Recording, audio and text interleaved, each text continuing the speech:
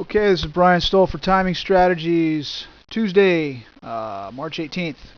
See how this works. We were having trouble with YouTube getting this submitted and embedded, so I don't know if this is going to work. That's why we haven't had them updated on a daily basis. But let's see if this goes. Okay, first things first, we were and still are long from the 7th of March.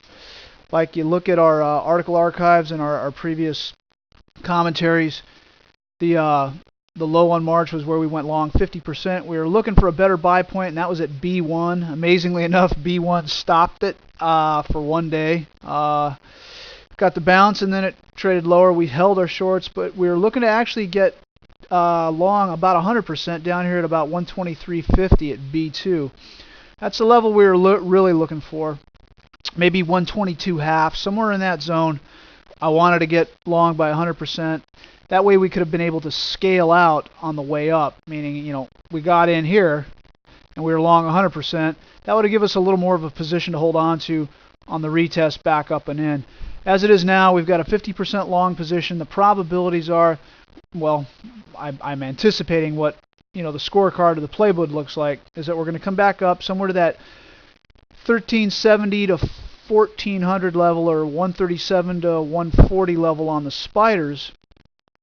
And at that point, we'll see what happens if we jettison the entire long position and go short, or if we hold on to it, because again, the market, the Fed, the Merrill Lynches, all the golden rats, and all those guys, Goldman Sachs, they're going to toil around with this level. They know that there's money up there, so there could be several stabs up and down above that level before it either breaks one way or the other.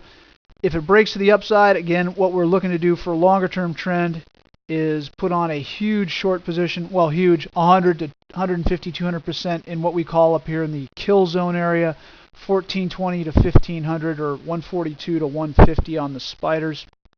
Let's take a quick look right now at the XLF, the financials. The rat in the barn, the rat in the bilge, whatever you want to call it. Wow, what a bounce today, 7-8%.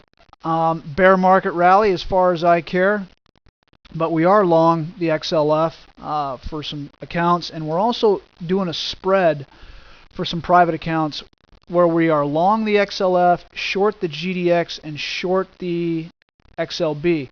Let's take a quick look at the GDX. Bad down day today. That's the gold miners ETF. Excellent proxy for what we're looking for as far as gold. It broke that high several times and was rejected. Now the fact that we're below that 53.75 level, or the price tag that was put up on November the 7th, doesn't sound good, doesn't look good. And what I'd like to do is show you something real quick, if this works on the screen, is the XLE GDX. This is a spread that we've just put on, being long the XLF, short the GDX, and this is how it's starting to work right now. It's just starting to come in, so you can see that it's a spread, long one ETF, short the other. And here's another one that we also are long in the same basket, the XLB. This is really looking good. So for those that want to be a little more risk adverse but still have the potential of a significant upside, this is the being short XLB ETF, long the XLF. Now this could come back down in the short term, and again, that spread is nothing but going downhill for now. But what we should be able to see is this start to turn around, and we should be able to get this spread to move in our favor. It's just made a double bottom and it's hooked back up. And then also what we're looking to also spread against the XLF is the XLE, which is right here. Again, short the XLE, long the XLF. So this is all spreads based on being long. And by the way, these patterns are inverted. So just to kind of give the emphasis, that means that if what you really are looking at here, if you take that off, is this is what that spread has been doing for the last year. So this being long the XLE, short the XLF has been a great trade. But what we're now doing is seeing that, what I opinion is that spread going to reverse or unwind, which would basically give the inverted approach to what we're seeing here.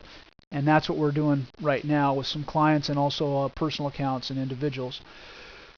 Beyond that, going back to the SPY, so far so good. So far so good, being long from March 7th. It's a day-by-day thing. This is not a free-driven market. This is a managed communist-style socialist market by the Federal Reserve and the Treasury for your protection. Like they say, this call is being recorded for your protection. You are being photographed for your protection. Well, these markets are being managed, not so much for your protection, but for their protection. Eventually it'll fail, but the short term can get very volatile, and we can see a nice move up anywhere between 10 to 15% from here.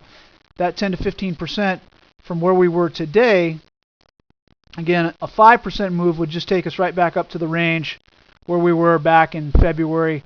A 10-15% move would take us back up somewhere into that kill zone, and that's where we're looking to really put on a big short position. Again, this is looking out into the future, but for now, short term, we're long 50%, and if we're, again, still a little early and this market comes back down from where we are today, back down to that low of B2, we will put on a 100% long position, provided it doesn't close too much below that 123.5, 122.5 level.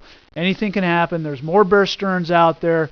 Believe it, they're just hiding it. The bounce in Lehman and all that today is just end of the quarter, options expiration, everything's great, just shifting chairs on the Titanic for now. Longer term, there are structural problems that aren't going to go away that easy. All right, let's see if this video works. Feel free to give me a call. Any questions, send me an email from the website, and happy Easter to everybody.